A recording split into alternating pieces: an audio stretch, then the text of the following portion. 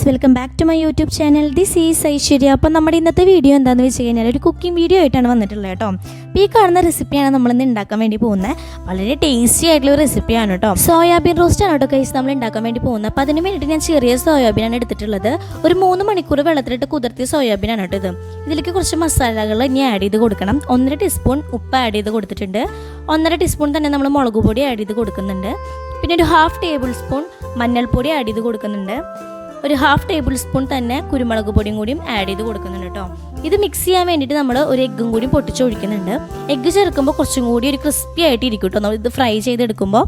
അപ്പോൾ എഗ്ഗും കൂടി ചേർത്തിട്ട് നമ്മൾ കൈ വെച്ച് തന്നെ നന്നായിട്ടൊന്ന് മിക്സ് ചെയ്തെടുക്കുക.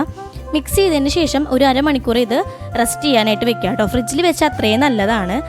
അപ്പോൾ നന്നായിട്ട് ഇതുപോലെ മിക്സ് ചെയ്തെടുക്കുക കേട്ടോ.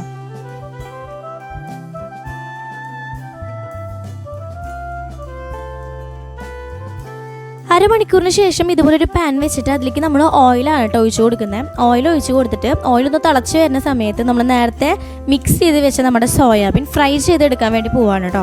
അപ്പോൾ 2 ട്രിപ്പായിട്ടാണ് ഞാൻ ഫ്രൈ ചെയ്തെടുക്കുന്നത്. അപ്പോൾ നന്നായിട്ട് ഇതൊന്ന് ഫ്രൈ ചെയ്ത് എടുത്തിട്ട് വരാം കേട്ടോ.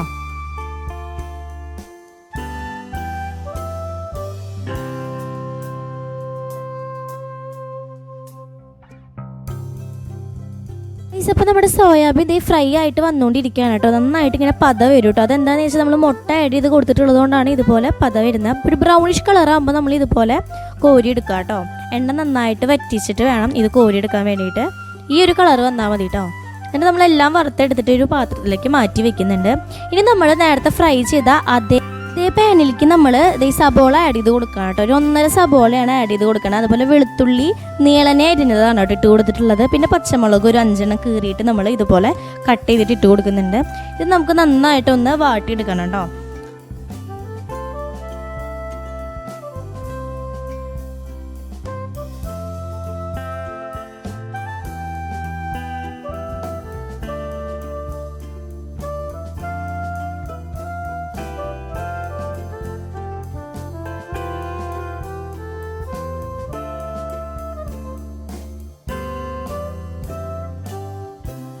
മസാലകൾ ആഡ് ചെയ്യാനായിട്ട് മുമ്പ് ഒരു ഇൻഗ്രീഡിയൻറ്റും കൂടി നമുക്ക് ഇതിലേക്ക് ചേർക്കാനുണ്ട് കേട്ടോ. തക്കാളിയാണ്. ഞാനൊരു തക്കാളി ഇങ്ങനെ ചെറിയ പീസുകളായിട്ട് അരിഞ്ഞതാണ് കേട്ടോ ഇട്ട് കൊടുക്കുന്നത്. നമുക്കിത് നന്നായിട്ടൊന്ന് മിക്സ് ചെയ്തെടുക്കണം. ജസ്റ്റ് ഒന്ന് തക്കാളി വാടി വരുമ്പോൾ തന്നെ നമുക്ക് ഇതിലേക്ക് ആഡ് ചെയ്ത് കൊടുക്കാനുള്ള മസാലകൾ ആഡ് ചെയ്ത് കൊടുക്കാം കേട്ടോ. നമുക്കിത് വെള്ളം ഒഴിച്ചൊന്ന് തിളപ്പിച്ചെടുക്കേണ്ടതാണ്. അതുകൊണ്ട് തക്കാളി നന്നായി ഇപ്പോൾ വേവിക്കുന്നില്ല. ഇനി നമുക്ക് ഇതിലേക്ക് ഓരോ മസാലകൾ ആഡ് ചെയ്ത് കൊടുക്കാം. 1.5 ടീസ്പൂൺ മുളക് പൊടി ആഡ് ചെയ്തിട്ടുണ്ട്.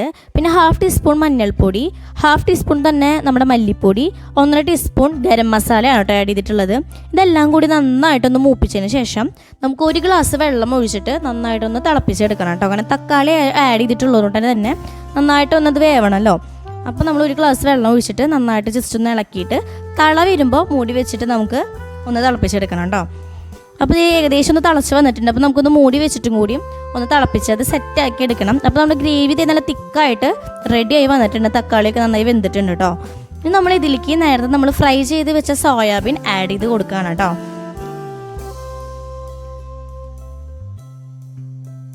സോയാബീൻ എല്ലാം തന്നെ ഇപ്പോൾ ഗ്രേവിയിലേക്ക് നമ്മൾ ഇട്ട് കൊടുത്തിട്ടുണ്ട്. ഇനി നന്നായിട്ടൊന്ന് മിക്സ് ചെയ്ത് കൊടുക്കണം കേട്ടോ. ആ ഗ്രേവിയിലേക്ക് സോയാബീൻ നന്നായി പിടിക്കണമല്ലോ. അപ്പോൾ നന്നായിട്ട് ഗ്രേവിയും സോയാബീൻ കൂടിയിട്ട് സെറ്റാകാൻ വേണ്ടി നന്നായിട്ടൊന്ന് 1 മിനിറ്റെങ്കിലും നന്നായി ഒന്ന് മിക്സ് ചെയ്തെടുക്കാം കേട്ടോ.